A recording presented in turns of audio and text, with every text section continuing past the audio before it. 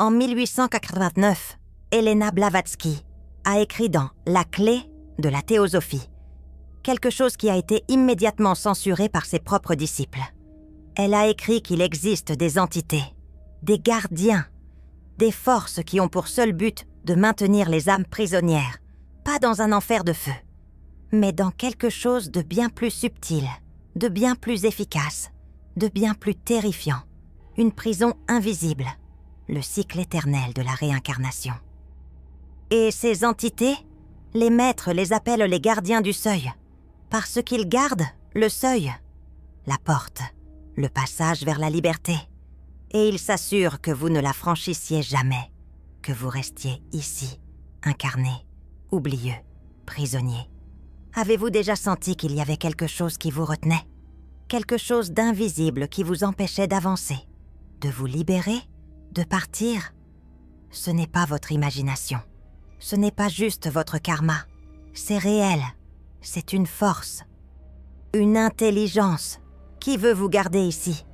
Et dans les prochaines minutes, vous allez découvrir qui sont ces gardiens, pourquoi ils existent, comment ils opèrent, et surtout, comment les âmes rares peuvent les reconnaître, les affronter, et finalement, les traverser. Parce que voici ce qu'ils n'ont jamais voulu que vous sachiez. Vous n'êtes pas obligé de revenir. La réincarnation n'est pas une loi cosmique absolue. C'est un système, un mécanisme. Et comme tout système, il peut être transcendé. Il peut être quitté. Mais pour cela, vous devez d'abord comprendre comment il fonctionne et qui le maintient en place. Automne 1887. Helena est à Londres.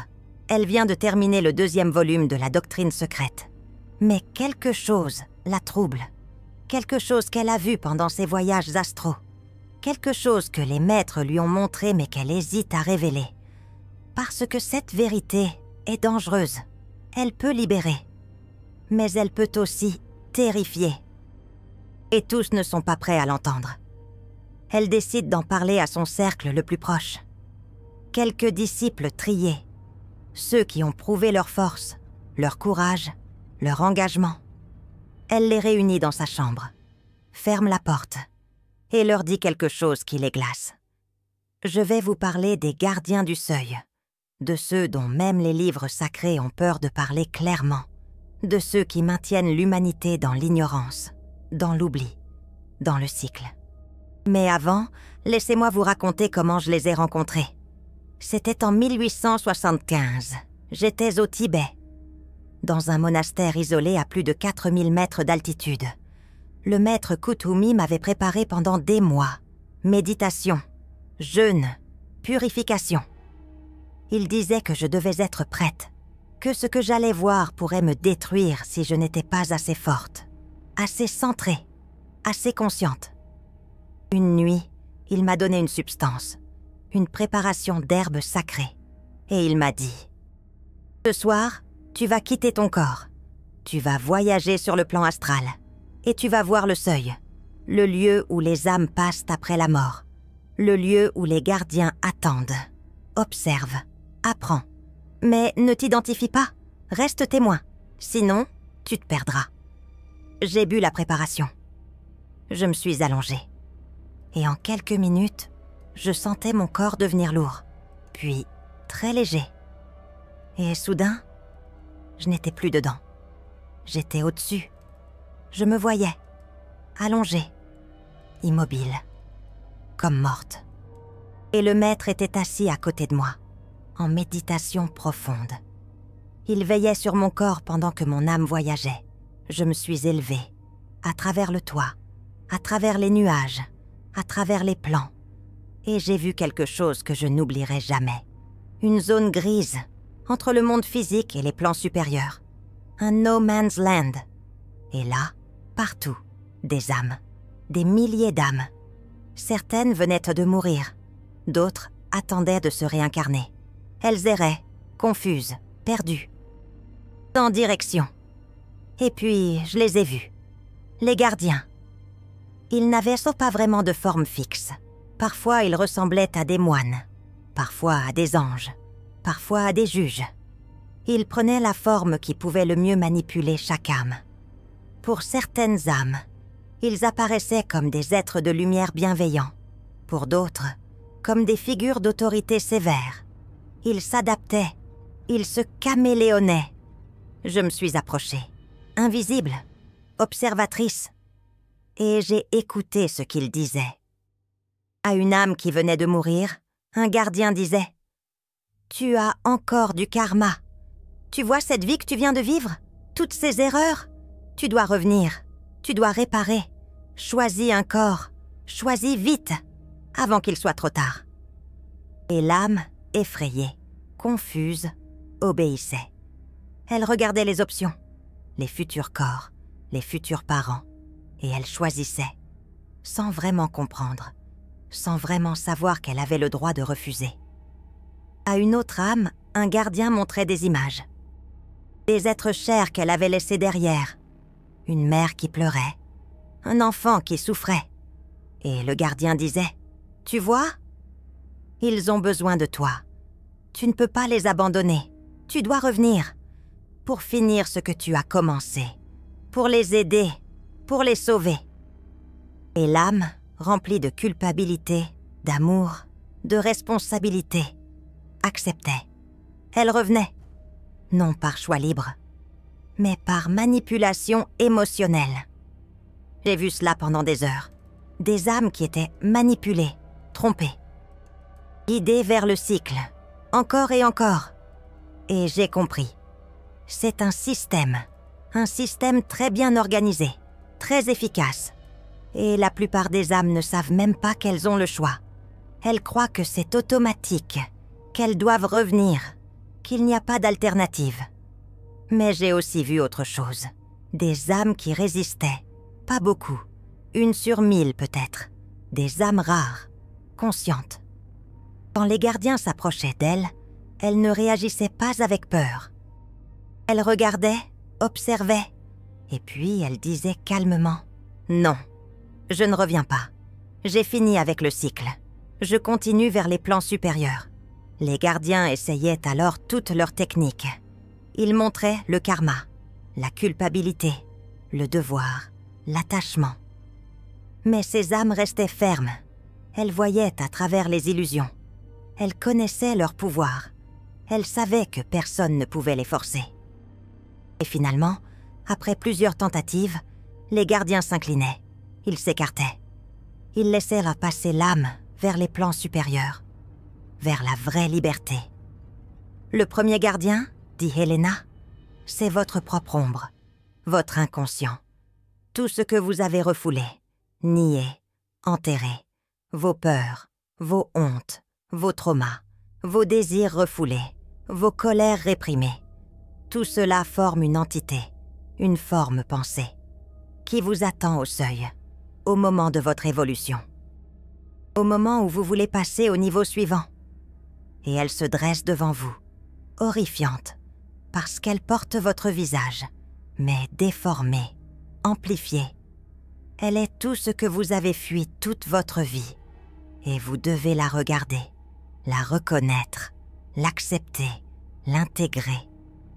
La plupart des âmes reculent, elles ont trop peur. Elles ne peuvent pas affronter leur propre ombre. Alors elles restent où elles sont. Elles continuent le cycle, vie après vie, portant toujours la même ombre. Toujours plus lourde, toujours plus dense, jusqu'à ce qu'elles n'aient plus le choix, jusqu'à ce que la souffrance soit si grande qu'elles doivent regarder ou mourir. Mais les âmes rares, dit Helena, sont différentes. Elles ont déjà commencé ce travail. Pendant leur vie, elles ont regardé leurs ombres. Elles ont fait le travail de l'introspection, de la thérapie, du shadow work. Alors quand elles arrivent au seuil, leur gardien est moins terrifiant, plus petit, plus facile à intégrer. Certaines âmes rares n'ont presque plus d'ombre, parce qu'elles ont fait ce travail pendant des vies. Elles sont transparentes, lumineuses, conscientes. Le deuxième gardien, continue Helena, c'est plus subtil. C'est le gardien de la mémoire. Cette entité a pour fonction de vous faire oublier, de vous faire boire l'eau du l'été, de vous effacer la mémoire avant chaque réincarnation. Parce que si vous vous souveniez, vous ne reviendriez pas. Si vous saviez combien de fois vous avez déjà fait cela. Combien de vies vous avez déjà vécues? Combien de fois vous avez souffert, aimé, perdu? Vous diriez non. Plus jamais. Je ne veux plus revenir. Alors ils vous font oublier. Ils effacent tout. Et vous revenez innocent, ignorant, prêt à recommencer le même cycle, les mêmes erreurs, les mêmes schémas, encore et encore. C'est la prison la plus efficace, celle de l'amnésie. Vous êtes prisonnier, mais vous ne le savez pas. Vous pensez que c'est votre première vie, que tout est nouveau, que vous avez tout le temps. Mais vous n'avez pas le temps. Tournez en rond depuis des millénaires. Elena explique que les âmes rares résistent à ce gardien. D'une manière ou d'une autre, elles garnent des fragments de mémoire, des flashs de vie passée, des déjà-vus constants, des reconnaissances inexplicables, des compétences qu'elles n'ont jamais apprises, des peurs irrationnelles, des attractions mystérieuses. Tout cela, ce sont des fuites, des fissures dans le système d'amnésie. Et plus une âme devient consciente, plus ces fissures s'élargissent, plus elle se souvient, plus elle voit la prison pour ce qu'elle est. Le troisième gardien, dit Elena en baissant la voix, est le plus dangereux, parce que celui-là, ce n'est pas vous, ce n'est pas votre création. C'est une intelligence extérieure, une entité réelle. Les gnostiques l'appellent l'archonte, les bouddhistes Mara, les hindous les asuras. Mais c'est la même chose, une force qui se nourrit de votre énergie, de votre ignorance, de votre souffrance, et qui veut vous garder exactement où vous êtes. Parce que si vous vous éveillez, si vous vous libérez, elle perd une source de nourriture. Les entités, continue Elena, opèrent principalement sur le plan astral. Elles ne peuvent pas vous toucher directement sur le plan physique, mais elles peuvent influencer, suggérer, tenter. Elles vous envoient des pensées que vous croyez être les vôtres, des peurs, des doutes, des désirs compulsifs. Elles amplifient vos addictions, vos attachements, tout ce qui vous maintient dans la vibration basse, dans la densité, dans la matière. Et voici leur plus grande arme. Elles vous font croire que vous êtes le corps, que vous êtes la personnalité, que cette vie est tout ce qui existe. Elles vous font oublier que vous êtes une âme éternelle, que ce corps n'est qu'un vêtement temporaire, que cette personnalité n'est qu'un rôle que vous jouez. Et tant que vous croyez à cette illusion, vous êtes prisonnier. Vous allez revenir, encore et encore. Un des disciples demande « Comment les combattre? Comment les vaincre ?» Et Elena sourit tristement. Vous ne les combattez pas, vous ne les vainquez pas, vous les traversez, vous les transcendez. Parce que le combat, c'est encore de l'engagement, c'est encore de la résistance. Et ce à quoi vous résistez persiste. Non. La seule façon de passer ces gardiens, c'est de devenir quelque chose qu'ils ne peuvent pas toucher. De devenir conscience pure, témoin, observateur, détaché. Le maître Kuthumi a enseigné à Helena une technique, une pratique qu'il appelle la méditation du témoin.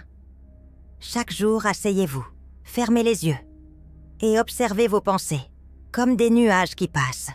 Ne vous identifiez pas à elles, ne les jugez pas, ne les suivez pas. Regardez-les juste passer et demandez-vous. Qui observe? Qui est celui qui regarde ses pensées? Ce n'est pas la pensée elle-même, c'est quelque chose d'autre. C'est la conscience, c'est vous, le vrai vous. Faites la même chose avec vos émotions. Observez-les comme des vagues dans l'océan. Elles montent, elles redescendent. Mais vous n'êtes pas les vagues, vous êtes l'océan. Vous êtes ce qui contient les vagues, ce qui les permet, mais qui n'est pas affecté par elles. Cette prise de conscience change tout. Parce que dès que vous réalisez que vous n'êtes pas vos pensées, pas vos émotions, pas votre corps, alors les gardiens n'ont plus de prise sur vous. Ils essaient de vous manipuler à travers vos pensées. Mais vous savez que vous n'êtes pas vos pensées. Ils essaient de vous contrôler à travers vos émotions. Mais vous savez que vous n'êtes pas vos émotions. Ils essaient de vous piéger à travers votre corps et ses désirs. Mais vous savez que vous n'êtes pas votre corps. Alors que peuvent-ils faire? Rien. Vous glissez entre leurs doigts, comme de l'eau, comme de la lumière. Vous êtes intouchable. Elena raconte alors quelque chose que le maître Moria lui a montré. Il l'a emmenée en projection astrale au seuil, le lieu où les âmes passent après la mort, le lieu où les gardiens attendent. Et elle a vu des milliers d'âmes, confuses, perdues, et autour d'elles, des formes, des entités. Qui leur parlait, qui leur disait « Reviens, tu n'as pas fini. Tu as encore du karma. Tu dois réparer tes erreurs. Reviens, choisis un corps, recommence. » Et les âmes obéissaient, parce qu'elles croyaient, parce qu'elles ne savaient pas qu'elles avaient le choix. Mais Elena a aussi vu autre chose. Des âmes qui refusaient, des âmes rares, conscientes, qui regardaient les gardiens et disaient « Non, je ne reviens pas. Je n'ai plus besoin de ce cycle. J'ai appris ce que je devais apprendre. Je vais continuer vers les plans supérieurs. » Et les gardiens essayaient de les retenir, de les effrayer, de les culpabiliser. Mais ces âmes restaient fermes, ancrées dans leur vérité, dans leur pouvoir. Et finalement, les gardiens s'écartaient, parce qu'ils n'ont pas le pouvoir de retenir une âme qui connaît sa vraie nature. « C'est le secret », dit Elena. « Le grand secret que toutes les traditions ésotériques gardent. Vous n'êtes pas obligé de revenir. La réincarnation est un choix que vous faites à chaque mort. Soit consciemment, si vous êtes éveillé, soit inconsciemment, si vous êtes endormi. Mais c'est toujours votre choix. Les gardiens peuvent suggérer, manipuler, tromper, mais ils ne peuvent pas forcer. Le libre arbitre est sacré, même pour eux. Ils doivent le respecter. Alors, comment se préparer? Comment s'assurer qu'au moment de la mort, vous aurez la force de dire non? Elena donne une liste de pratiques, des disciplines que les âmes rares doivent cultiver pendant leur vie, pour être prêtes quand le moment viendra. Mais avant les pratiques, il y a quelque chose de crucial que vous devez comprendre. Les gardiens ne travaillent pas seulement au moment de la mort. Ils travaillent maintenant, dans votre vie, à chaque instant. Ils vous maintiennent dans un état de conscience qui garantit que vous reviendrez. Ils vous gardent dans la peur, dans le désir, dans l'attachement, dans l'identification. Parce que tant que vous vivez dans cet état, vous êtes déjà prisonnier. Et au moment de la mort, vous serez trop faible pour résister. Alors la préparation commence maintenant, pas au moment de mourir. Chaque jour, chaque choix, chaque pensée, c'est une préparation. Les âmes rares le savent instinctivement. C'est pourquoi elles vivent différemment. C'est pourquoi elles se sentent étrangères dans ce monde. Parce qu'elles ne jouent pas le jeu de la même manière. Elles ne s'identifient pas complètement. Elles gardent une partie d'elles-mêmes détachée, observatrice, libre. Le maître Moria a expliqué à Elena qu'il existe des signes que les gardiens utilisent pour vous identifier, pour savoir qui surveiller de plus près, qui manipuler plus intensément.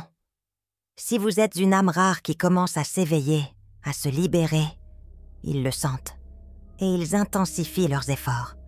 Ils vous envoient plus de tentations, plus de peur, plus de distractions, plus d'obstacles. Avez-vous remarqué que dès que vous commencez un chemin spirituel sérieux, votre vie devient plus difficile? Plus de problèmes, plus de conflits, plus de tests. Ce n'est pas un hasard, ce n'est pas une punition divine. Ce sont les gardiens. Ils testent votre résolution, votre force, votre engagement. Ils essaient de vous faire abandonner, de vous ramener dans le sommeil, dans l'inconscience, dans la conformité. Et voici leur arme la plus subtile, la spiritualité elle-même. Ils ont infiltré même les chemins spirituels. Ils ont créé des enseignements qui vous donnent l'illusion de progresser, mais qui, en réalité, vous maintiennent dans le cycle. Des enseignements qui vous disent que vous devez revenir, encore et encore, jusqu'à la perfection. Des enseignements qui renforcent le karma, la dette, la culpabilité. Des enseignements qui vous font croire que vous n'êtes pas encore prêt, pas encore digne, pas encore pur. Elena a été très claire là-dessus. Méfiez-vous des enseignements qui vous diminuent, qui vous disent que vous êtes pécheur, imparfait, indigne. C'est le langage des gardiens. Le vrai enseignement spirituel vous élève. Il vous rappelle votre divinité, votre perfection essentielle, votre liberté innée. Il vous dit que vous êtes déjà libre, que vous l'avez juste oublié, que vous devez juste vous souvenir. Les gardiens détestent ces enseignements. Ils font tout pour les supprimer, les déformer, les ridiculiser. C'est pourquoi les vraies écoles de mystère ont toujours été secrètes, cachées, protégées. Parce que si la vérité était largement connue, le système s'effondrerait, les âmes se libéreraient en masse, et les gardiens perdraient en leur pouvoir, leur fonction, leur raison d'être. Première pratique, le détachement. Apprenez à vous détacher de tout, de vos possessions, de vos relations, de vos opinions, de votre image, de votre statut, de votre corps. Pas dans le sens de ne plus aimer, mais dans le sens de ne plus avoir besoin, de ne plus être identifié, d'aimer sans s'accrocher, de posséder sans être possédé. Le détachement est la clé, parce que les gardiens utilisent vos attachements comme des chaînes, comme des ancres. S'il n'y a pas d'attachement, il n'y a pas de chaîne. Vous êtes libre. Deuxième pratique, la conscience de la mort. Méditez sur la mort chaque jour, pas de manière morbide, mais de manière libératrice. Rappelez-vous que vous allez mourir, que ce corps va se décomposer, que cette personnalité va disparaître, que tout ce à quoi vous vous accrochez va vous être enlevé. Non pas pour vous déprimer, mais pour vous réveiller, pour vous rappeler ce qui est vraiment important, pour vous détacher de l'illusion, pour vous préparer au passage. Troisième pratique, l'étude de soi. Connaissez-vous, profondément, honnêtement. Regardez vos ombres, vos patterns, vos répétitions, vos mécanismes de défense, vos croyances inconscientes.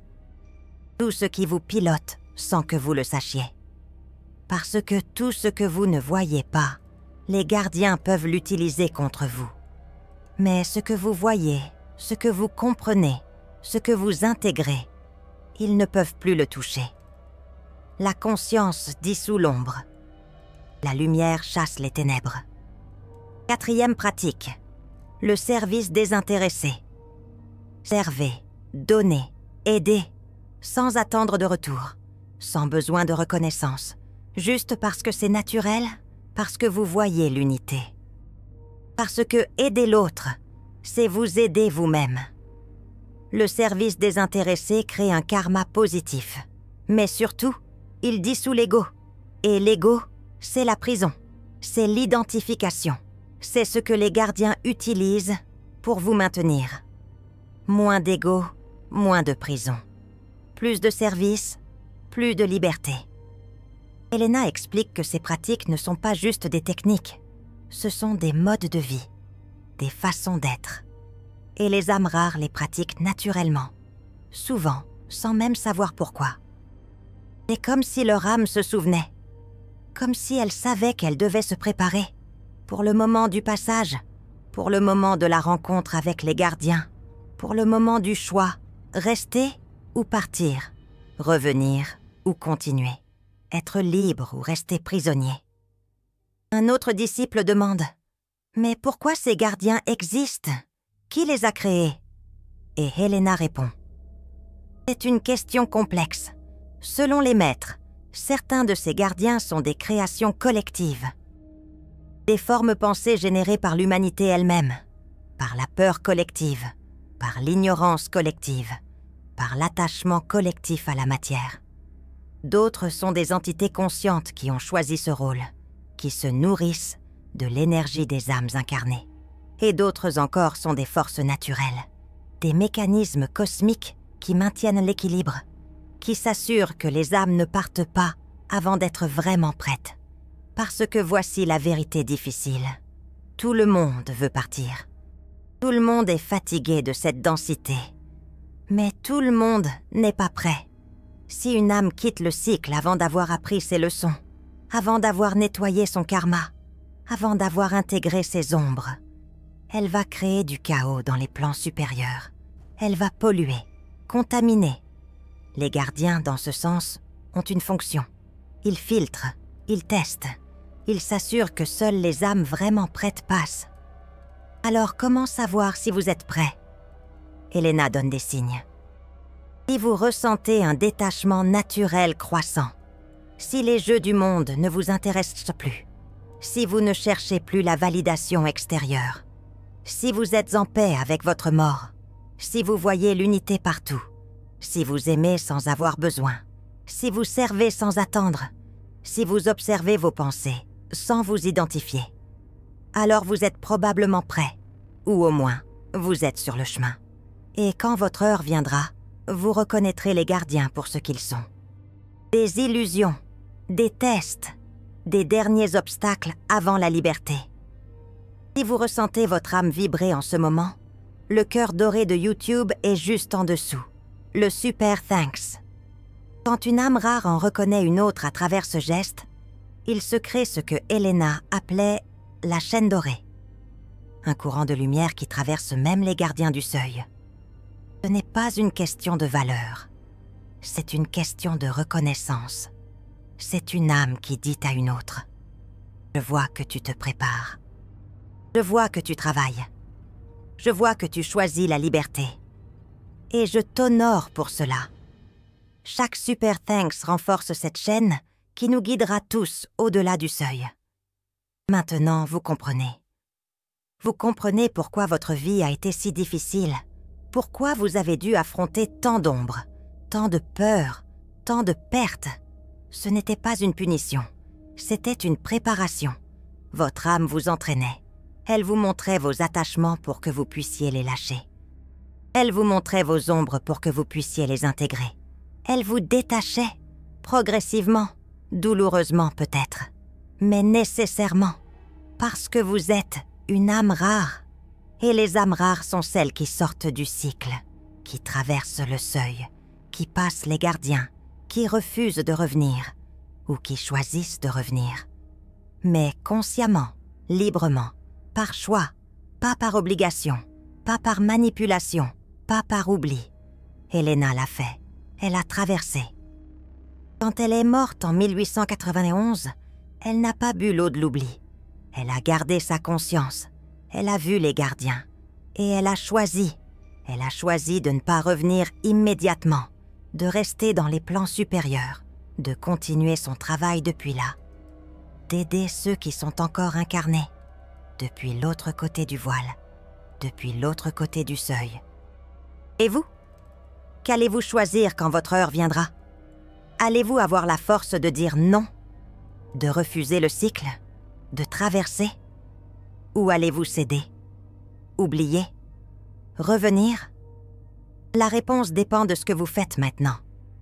Dans cette vie, dans cette incarnation, chaque choix que vous faites, chaque attachement que vous lâchez, chaque ombre que vous intégrez, chaque moment de conscience, c'est une préparation pour le moment final, pour le passage du seuil.